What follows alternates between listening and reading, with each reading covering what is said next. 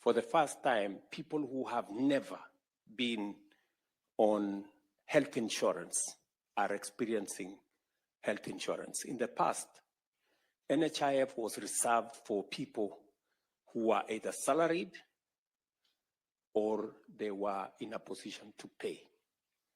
This time round, we have rolled out universal health coverage, a matter we have always wanted to do. I remember the NAC administration wanted to do it. And I remember we tried to do it under the Jubilee administration. And we couldn't manage.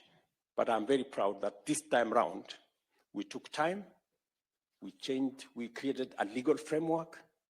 We took almost 2 years of planning, crafting the right framework, the right legislation, the right regulations. And today I can proudly say that as opposed to NHIF, which had 7 million people registered, we now have 21 million Kenyans registered under SHA. And I am confident that we will get finally, with the registration that is going on now, we will finally get to universality on matters health. And the program gives everybody a chance. For those who can pay, you pay in accordance with your income. And for those who cannot pay, the government of Kenya will step in to pay for indigents and the people who do not, who cannot be able to pay.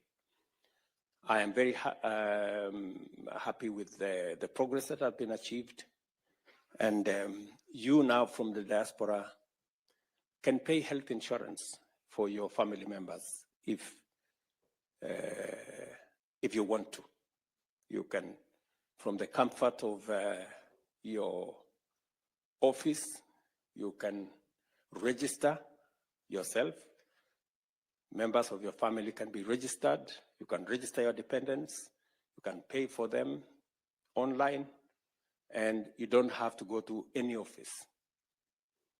Today, we have moved Matters Health to a digital platform. Imagine those, whenever you went to hospital, the doctor used to write on a piece of paper, and it graduated to an exercise book. Somebody had an exercise book the doctor wrote somewhere. We no longer have the exercise books. Now it is on a digital platform. You don't have to carry no exercise book. All you need to do is to go to a hospital, produce your ID, and your health record will be pulled from a digital platform. And the doctor will know which hospital you have gone to, what medicine you have been given, what is your health history, and they can take it up from there. We have also eliminated, using that digital platform, many quack doctors, fake hospitals, and many other fraudulent activities that informed our health infrastructure before. Because now it is not possible to treat anybody unless they are identified. There were incidences, for example, where one person was amputated 10 times in the old system because there was no health record, and it was easy to fraudulently make claims to NHIF. That is not possible anymore, because once you are identified that you are amputated twice, the system will not agree for you to be amputated again, because they will know that your limbs are finished.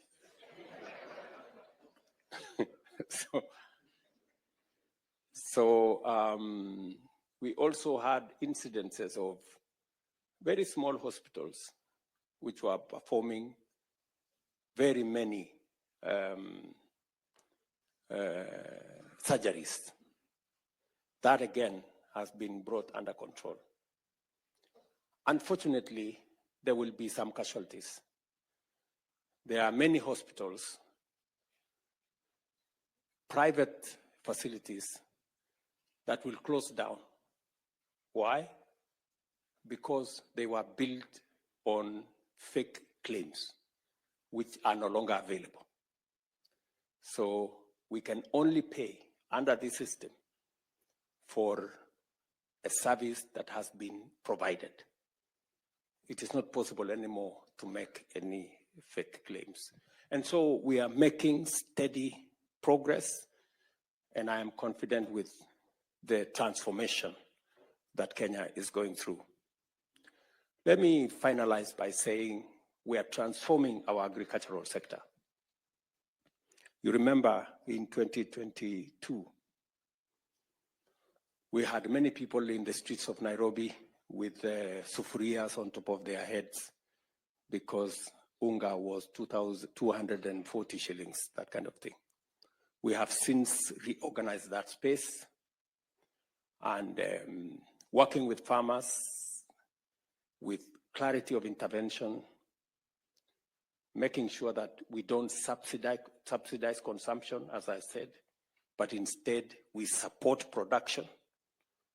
The reason why today the prices of unga have significantly come down from 230, now we are talking of 130, 140 shillings. Sometimes it comes down to 100, and I'm very happy with the progress that we have achieved in that space. Today, if you ask, because of the reform we have carried out in the agricultural sector, milk that was retailing at 35, 38 shillings, we now have standardized milk prices at 50 shillings to the farmer. Coffee that was selling at 50 shillings a kilo, if you check from your members of your families, this year we had the best prices of coffee because we supported farmers with fertilizer, and we have removed cartels, people who were farmers, brokers, millers, and buyers at the same time. And they significantly undermined the whole coffee sector.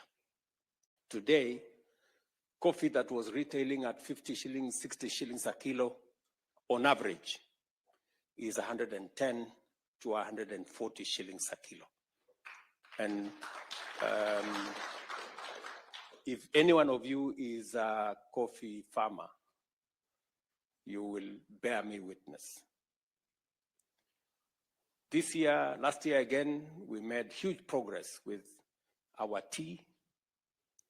The year before, our total earnings from tea was 170 billion shillings. Last year, it moved all the way to 215 billion, the highest in Kenya's history. Again, because of favorable weather and because of the investments we made in promoting production of our tea sector. We have just concluded, for those of you who come from the sugar belt, the notorious sugar problem that has been with us for 30, 40 years. We've just concluded the reform of that sector. And for those of you who follow Kenyan news, the cartel in that sector was so vicious that I had to tell them, mambo ni matatu. And ever since I told them mambo ni matatu, now we have concluded the reform of that sector. And my intention is that, like the other sectors, the sugar sector that has suffered for many years We are now going, the factories will now be able to pay farmers on time, pay workers on time, and for the first time, pay bonus to sugarcane farmers. The first factory did that last year. That is Mumias.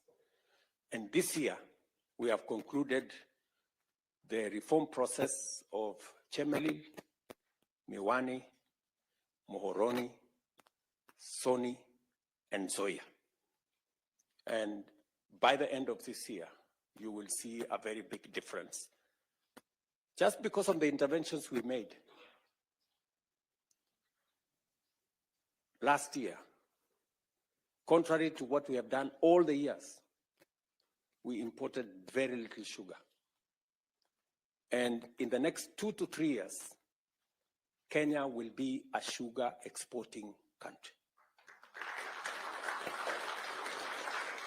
Because of the interventions we made, 200,000 acres of new land was put under sugar production, because farmers can now see that there is seriousness in the sugar sector. So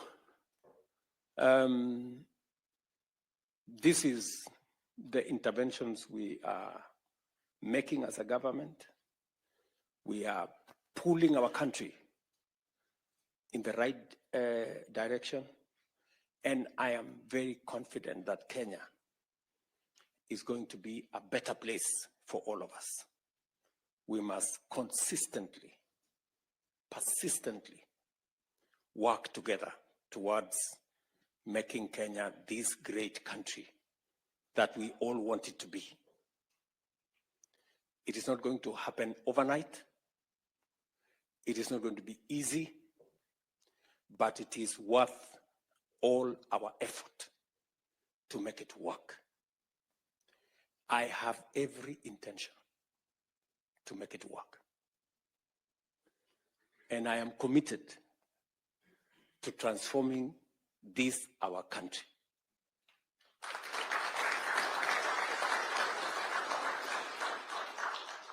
And I want to tell you, failure is not an option. It is not an option. We are going to make our country great because we have all the ingredients to make it happen. We have a hardworking population. We have the resources that we need, and we have the commitment to match what we require to push our country forward. I invite you, as Kenyans in diaspora, to work with us, to leverage on all the possibilities that exist for us to forge a collaboration, a coalition of making our country succeed.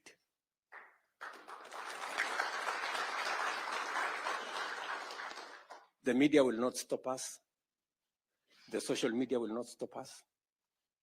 The naysayers will not stop us. Kenya must succeed. Do you understand? We have no option. We have to succeed. So I just want to tell you that that is the way to the future. So asanteni sana. I don't want to make this a lecture. You know, I'm also a scholar, so sometimes I get tempted to speak. So let me leave it there, maybe pick up some ideas from you guys on what your thoughts are and where you think we can do better for the progress of our country. Thank you very much. God bless you. And it is my pleasure to speak to you. Asanteni sana.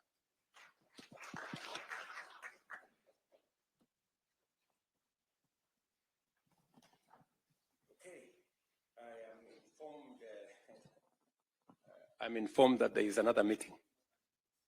Eh? I have 30 minutes here. Okay. I have 30 minutes because there's another virtual meeting with the Secretary General of the UN on matters of peace and security in our region. And you know, we have security men supporting our brothers and sisters in Haiti and all the other issues that are regional in nature. So I will take a few questions from this great audience. Your